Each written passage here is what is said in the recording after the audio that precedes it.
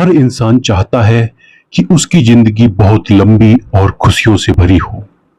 साल 2016 में आई ये किताब आपको उन तरीकों के बारे में बताती है जिन्हें अपनाकर जापान के लोग ऐसी जिंदगी जीते हैं। ये किताब जापानियों की जिंदगी के हर पहलू को गहराई से समझाकर जापानी संस्कृति की पूरी झलक आपके सामने रख देती है। खास तौर पर जापान के उस आइलैंड का के लिए की जहां लोग 100 साल से भी ज्यादा जीते हैं। अगर आप जापानी कल्चर को जानने में रुचि रखते हैं, या आप अगर 100 साल तक जीना चाहते हैं, या फिर अगर आप खुशी की तलाश में हैं, तो बुक आपको जरूर पढ़नी चाहिए। लेखक हेक्टर को जापान और स्पेन की दोहरी नागरिकता मिली हुई है। वे जापानी संस्कृति के विशेषज्ञ कहे जाते हैं। उनकी लिखी किताब अ गीक इन जापान बहुत फेमस हुई। फ्रांसिस हेक्टर ने लव इन स्मॉल लेटर्स और वाबी साबी जैसी बेस्ट सेलिंग किताबों को भी लिखा है। इकिगाई बुक समरी इन हिंदी। लंबा, स्वस्थ और खुशहाल जीवन जीने का जापानी तरीका। हर कल्चर में सीखने लायक अच्छी बातें होती हैं, लेकिन कितना अच्छा होगा ना अगर हम अपने हाथ में एक ही बार में लंबा जीवन, जिंदगी का मकसद और मन की खुशी पाने की चाबी लग जाए। आखिर ये सब हमारी बुनियादी जरूरतें ही तो हैं। इस चाबी का नाम है इकिगाई। ये आपको ऊपर बताए गए तीनों खजानों तक पहुंचाती है। हर किसी की इकिगाई अलग होती है, जिसे आप इस किताब की मदद से ढूंढ सकते हैं। इस किताब को पढ़कर आप जानेंगे कि फ्लो क्या है और उसका क्या महत्व है। कैराओके किस तरह आपको युवा बनाए रखता है कि दोस्त इस दुनिया का सबसे कीमती तोहफा क्यों है। तो चलिए हम अब शुरू करते हैं। जिंदगी में उद्देश्य का होना बहुत ही जरूरी है। हम में से कौन है जो स्वस्थ और मीनिंगफुल जिंदगी जीना नहीं चाहता। अगर इसका कोई राज है तो ओकिनावा आइलैंड पर उसका खुलासा भी हो जाता है। ये दक्षिणी जापान का एक द्वीप है। यहाँ 100 साल की उम्र पार करने वाले लोगों की संख्या दुनिया में सबसे ज्यादा है, और इसका रहस्य है इकिगाई। जापानी भाषा के हिसाब से इसका मतलब निकलता है जीने की वजह या काम करने की प्रेरणा। इसे आप अपने पैशन, स्किल्स, प्रोफेशन, सामाजिक जिम्मेदारी का भी निचोड़ कह सकते हैं। ज्यादातर जापानियों का मानना है कि हर किसी के पास उसकी एक इकिगाई यानी डेस्टिनी होती है, और उनका जन्म से पाने के लिए होता है। कुछ लोग अपनी इकिगाई जल्दी ढूंढ लेते हैं, जबकि कुछ को इसमें समय लग जाता है। अगर आप भी इसी कैटेगरी में हैं तो कोशिश जारी रखें, क्योंकि एक दिन आपको अपनी इकिगाई जरूर मिलेगी जो आपके लिए सुबह उठने की वजह बनेगी। इसलिए ओकिनावा के लोग अपने हर काम को बहुत मेहनत और ध्यान से करते हैं। लेखकों को ओकिनावा की किसी पेंट ब्रश फैक्ट्री में एक महिला मिली। उसने सारी जिंदगी ब्रश में एक एक बाल को परफेक्शन के साथ जोड़ना सीखते हुए लगा दी, और वो बड़ी सफाई और एक्सपर्टीज के साथ अपना काम करती है। इकिगाई लंबे जीवन का रास्ता बनाती है। यानी अगर आपने जॉब को अपना इकिगाई बनाया है तो आपको रिटायरमेंट का ख्याल ही नहीं आना चाहिए। और अगर किसी तरह की हॉबी आपकी इकिगाई है जिससे आपको खुशी मिलती है तो उसे कभी छोड़िए मत। ओकिनावा के लोग इस नियम का पूरी तरह पालन करते हैं, और इस वजह से उम्र के आखिरी सालों तक एक्टिव रहते हैं। अगर उनको जबर रिटायर कर भी दिया जाता है तो वो व्यस्त रहने के लिए कुछ ना कुछ तरीके ढूंढ ही लेते हैं, जैसे कि गार्डनिंग या कोई सामाजिक गतिविधि इत्यादि। और इस पक्के इरादे की वजह से उनको फायदा भी मिलता है। वहां 100 साल या इससे ज्यादा उम्र के लोगों पर की गई स्टडीज ये बताती है कि इन लोगों में दिल की बीमारियों या डिमेंशिया की दर बहुत कम होती है। आगे आप पढ़ेंगे कि किस तरह एक्टिव माइंड आपको लंबी जिंदगी देता है। आपका मस्तिष्क जितना एक्टिव रहता है और आप जितना कम तनाव लेते हैं, उतनी लंबी जिंदगी आप जी सकते हैं। इस बात को मेडिकल साइंस भी मानता है कि अच्छी जिंदगी के लिए मानसिक और शारीरिक सेहत बहुत जरूरी है। प्रैक्टिकल लाइफ में हम अपने शरीर को स्वस्थ रखने के बारे में तो फिर सोच लेते हैं, पर दिमाग की सेहत के लिए शायद ही कोई एफर्ट लगाते हैं। जिस तरह फिजिकल एक्टिविटी में कमी होने पर तबीयत बिगड़ती है, मेंटल एक्टिविटी में भी कमी की तरह से परेशानी को जन्म देती है। खास तौर पर न्यूरल प्रॉब्लम्स को, इसलिए दिमागी कसरत भी उतनी ही जरूरी है। न्यूरो साइंटिस्ट श्लोमो ब्रेजनिट्स का तो यहां तक कहना है कि बढ़ती उम्र के साथ लोगों के ब्रेन की फ्लेक्सिबिलिटी कम होने की बड़ी वजह यह है, वे कुछ नया सीखने या करने की कोशिश नहीं करते। उनको अपने पुराने रूटीन या लाइफस्टाइल की इतनी आदत पड़ जाती है कि इसे बदलने को लेकर वो बिल्कुल इजी नहीं होते। शरीर के लिए कई तरह के वर्कआउट होते हैं, पर दिमाग का वर्कआउट कैसे किया जाए? असल में ये बहुत आसान चेस या कार्ड जैसे माइंड चेस या कार्ड जैसे माइंड गेम बहुत मददगार साबित होते हैं। अगर आप घर से बाहर जाकर लोगों से मिलते हैं और सोशल सर्कल बढ़ाते हैं तो इससे बेहतर रिप्लाई और कुछ हो ही नहीं सकता। लंबे जीवन का दूसरा रहस्य है तनाव से दूर रहना। बहुत सी स्टडी इस बात को साबित करती है कि तनाव प्रीमेच्योर एजिंग को जन्म देता है, क्योंकि स्ट्रेस आपके शरीर और दिमाग दोनों की सेल्स को डैमेज करता है। हीडलबर्ग यूनिवर्सिटी में इस पर एक स्टडी की गई। एक डॉक्टर से बहुत कठिन जॉब इंटरव्यू लिया गया और उसे गणित के एक मुश्किल सवाल हल करने के लिए दिए गए। इसके बाद उसके खून की जांच की गई। उसमें पाया गया कि इंटरव्यू के तनाव की वजह से खून में उसी तरह से एंटीबॉडी रिलीज हुई जैसी बैक्टीरियल या वायरल इन्फेक्शन में होती है। अगर सच में ऐसा इन्फेक्शन होता तो इन एंटीबॉडीज का टारगेट उस पर होता है, लेकिन यहाँ तो एंटीबॉडीज हेल्दी सेल्स पर ही अटैक करके एजिंग को सामान्य से तेज कर देंगी।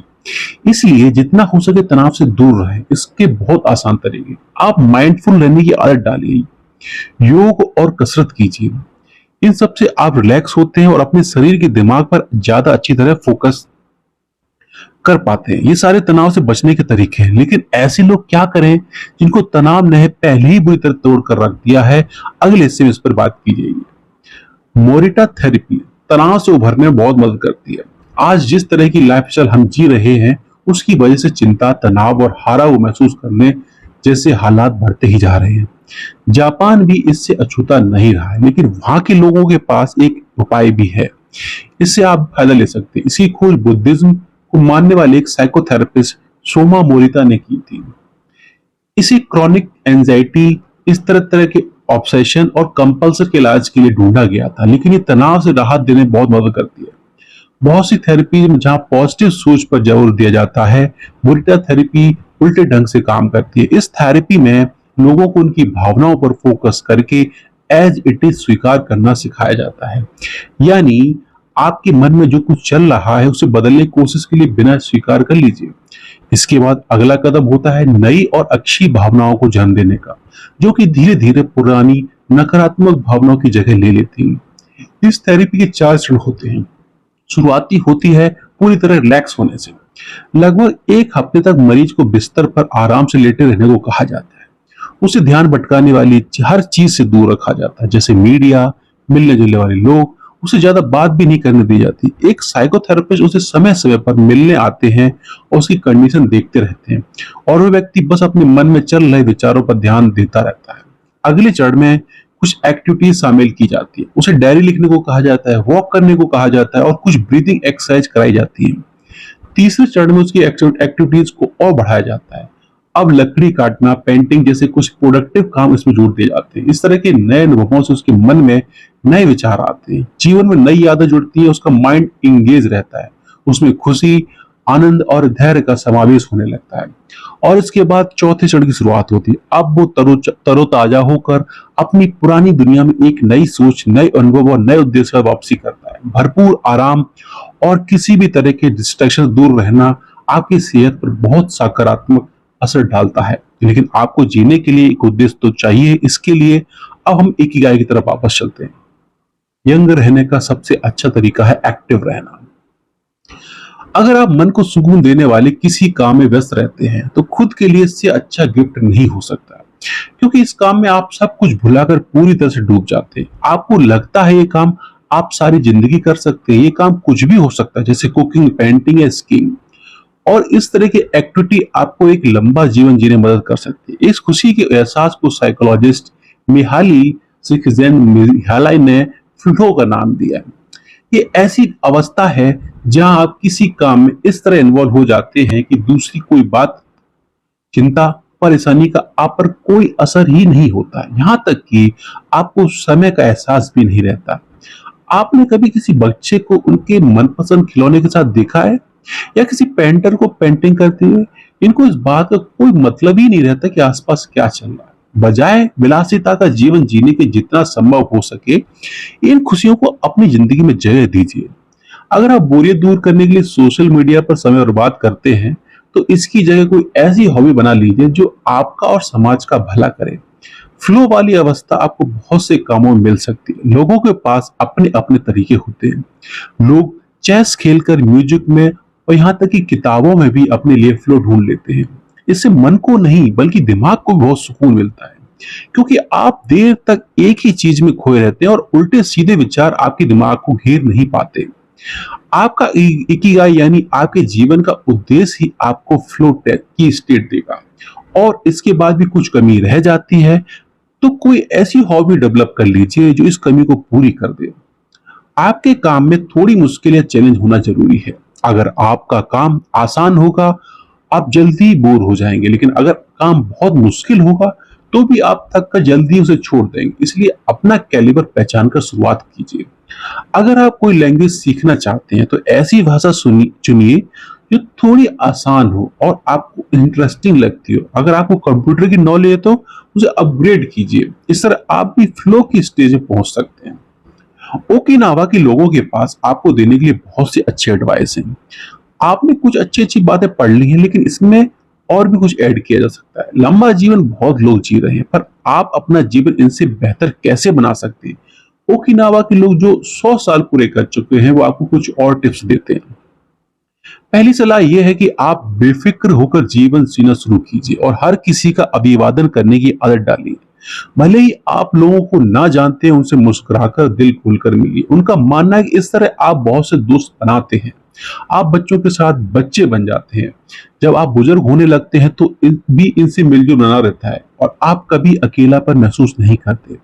इस तरह आपका दिल हमेशा युवा बना रहता है। वे ये भी समझाते हैं कि जिन चीजों को आप बदल ही नहीं सकते, उनकी चिंता करके भी क्या होगा, बल्कि आपका तनाव बढ़ता ही रहेगा। मान लीजिए आप अपने करियर से खुश नहीं हैं, इसकी चिंता में घुले रहने पर आप अपनी परफॉर्मेंस खराब ही करेंगे। इससे बेहतर ये होगा कि आप कोई नई स्किल सीखकर अपने करियर को एक नई दिशा दें। ओकिनावन अच्छी आदतें डालने की सलाह भी देते हैं। सुबह जल्दी उठना अच्छा होता है। कुछ समय तक आपको इसके लिए एफर्ट करने पड़ेंगे, लेकिन एक दिन आपको इसकी आदत पड़ जाएगी। इसके फायदे इतने हैं जिसे गिनना मुश्किल है। लेकिन अगर आप 1 घंटा जल्दी उठ जाएं तो सोचिए इतनी देर में कितना काम निपटा सकते हैं। आप सुकून से अपनी चाय का मजा ले सकते हैं, गार्डन और घर को संवार सकते हैं, अपनी हॉबी को टाइम दे सकते हैं। ओकिनावा के लोग ये भी जानते हैं कि उनके लंबे और स्वस्थ जीवन की एक वजह यह है कि वो अपना हर काम खुद करते हैं। सब्जियां उगाते हैं, खाना बनाते हैं, घर की सफाई करते हैं। दोस्ती और अपनेपन के रिश्ते को ये लोग सबसे महत्वपूर्ण समझते हैं। इस वजह से अपने पड़ोसियों को घुल मिले रहते हैं और रोज उनके साथ समय बिताते हैं। ओकिनावन भोजन में बहुत वैरायटी होती है, लेकिन पोर्शन छोटे होते हैं। जापान के लोगों की औसत आयु दुनिया में सबसे ज्यादा होती है और ओकिनावा के लोग बाकी जापानियों से भी लंबा जीवन जीते हैं। इस बात ने जापानी खान पान को दुनिया भर में एक नई पहचान दिलाई है। र्यूक्स यूनिवर्सिटी के एक हार्ट स्पेशलिस्ट मकोतो सुजुकी ने 70s के दशक में ओकिनावा के लोगों के भोजन में बहुत सी स्टडीज की हैं। इसमें सबसे पहली बात यह है कि उनके भोजन में बहुत वैरायटी होती है। यहाँ कम से कम 206 तरह के भोजन होते हैं, जिसमें बहुत से हर्ब्स और मसाले शामिल हैं। ओकिनावा के लोग फल और सब्जियों की 5 सर्विंग रोज खाते हैं और इस बात का ध्यान रखते हैं कि उनकी प्लेट में इंद्रधनुष के हर रंग की एक न एक चीज जरूर हो। इस तरह खाने को वैरायटी मिल जाती है। उनका बाकी भोजन काफी सादा रहता है। इनमें चावल और नूडल्स जैसी बेसिक चीजें होती है। वे नमक और चीनी का इस्तेमाल कम से कम करते हैं। यहाँ तक कि जापान के बाकी लोगों की तुलना में उनकी चीनी की खपत 60% और नमक की खपत 50% तक कम होती है। जबकि जापानी भोजन को दुनिया के सबसे हेल्दी भोजन में से एक माना जाता है। वैरायटी की तरह पोर्शन का भी ध्यान रखा जाता है। उनका मानना है कि आप उतना ही खाएं जिससे आपका पेट 80% भर जाए, यानी आपको थोड़ी भूख बाकी रहे। जापान में से हरा हाची बू कहा जाता है। इसका सबसे आसान तरीका है कि आप मीठा ना खाएं या पोर्शन छोटा लें। ओकिनावन छोटे छोटे बर्तनों में खाना परोसते हैं। इससे लगता है कि आपके सामने बहुत सारा खाना रखा है, जबकि असल में खाने में मात्रा कम होती है। इसमें चावल, सब्जियां, सूप और बीन्स के स्नैक्स होते हैं।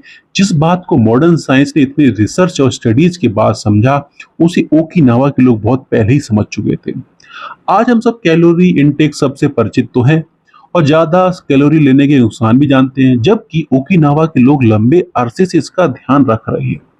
कैलोरी इनटेक कम करने से इंसुलिन लाइक ग्रोथ फैक्टर 1 का नाम प्रोटीन का लेवल कम रहता है। इसकी अधिकता से एजिंग तेजी हो जाती है, यानी इसे कम रखकर आप सीधे सीधे अपनी उम्र बढ़ा रहे हैं। शरीर को रिजुविनेट करने के लिए भोजन में एंटीऑक्सीडेंट होने जरूरी है। सुपर फूड के कॉन्सेप्ट ने भोजन के बारे में लोगों की सोच बदल दी है। जापानी भोजन में भी ऐसी काफी आइटम होते हैं। सबसे पहले नंबर पर आती है ग्रीन टी।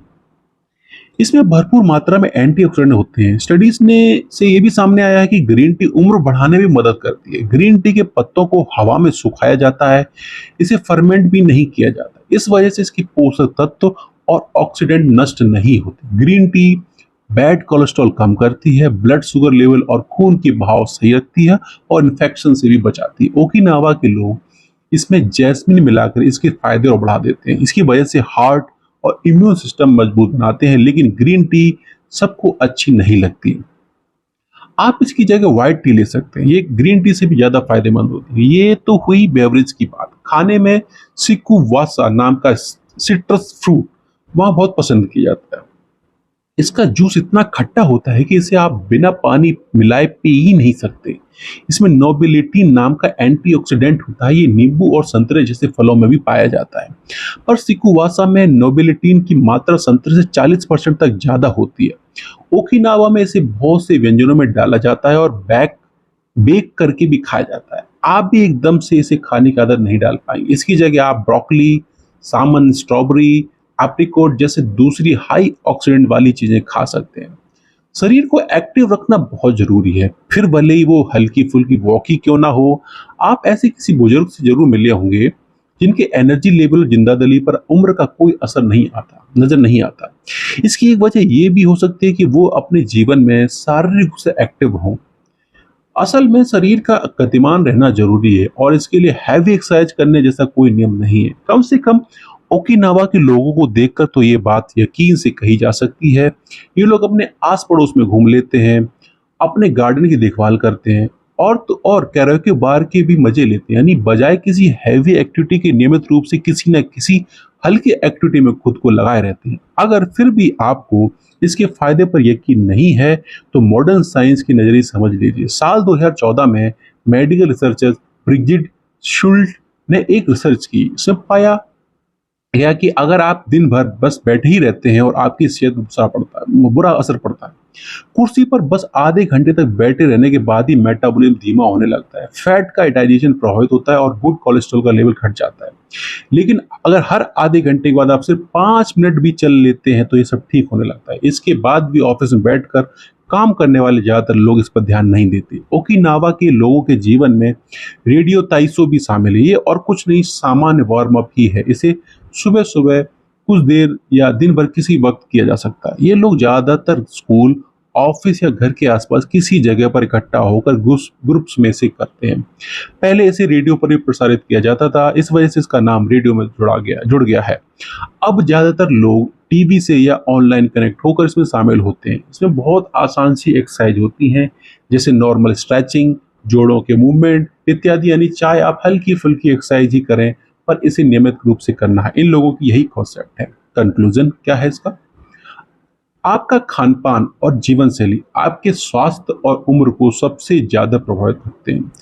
अगर आपको जीवन का ऐसा उद्देश्य मिल जाए तो आपको मोटिवेट करे तो आप एक बेहतरीन जिंदगी जी सकते हैं। क्या करें? इम्परफेक्शन को स्वीकार करें। जापानी कल्चर में ये माना जाता है कि इम्परफेक्ट चीजें सबसे सुंदर होती हैं, जैसे टूटा हुआ कप। इस कॉन्सेप्ट को वावी सावी कहते हैं। इसकी मदद से आप जिंदगी को और खुशी के साथ भी जी सकते हैं। परफेक्शन की खोज में भटक कर अपना समय और चैन बर्बाद करने से अच्छा है कि आप जिंदगी को उसकी कमियों के साथ स्वीकार कर लें। इस सोच की वजह से आप ज्यादा एनर्जेटिक होकर और कम तनाव लेकर एक लंबा जीवन जी सकेंगे।